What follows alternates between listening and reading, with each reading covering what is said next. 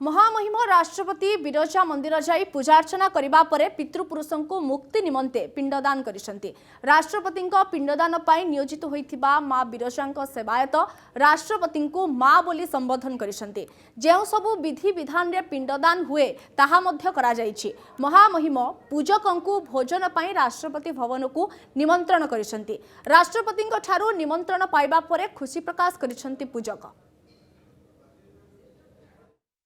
सी हेले मातृस्थानीय से सर्वोच्च कर्त्री समस्त भारतीयवासी मानकर से हूँ सर्वोच्च कर्त्री समस्त भारतीय मानकर कल्याण जनकल्याण कार्य निमित्तार्थे तांकर पितृपुरुष तो पिंड देले से मो सम्मुखरे बसी मु माँ बोली संबोधन करी जेहेतु से मातृस्थानीय तेणु तांकर पितृपुरुष मान पिंडदान कले मोर शिष्य जे कि अविनाश पाणी सत्यरंजन पाणी एवं कल्याण पाणी से मोर तीनोटी शिष्य प्रमुख भाव आसिस्ट करुले संकल्प से जो अत्यंत प्रीत होती पिंडदान पर से मध्य निमंत्रण करिसेंती जे कि मोर बासभवन को जाई भोजन कले मु आपन को दक्षिणा देवी एवं सादरे निमंत्रण करुच्ची से मध्य गला बेलू कही गले।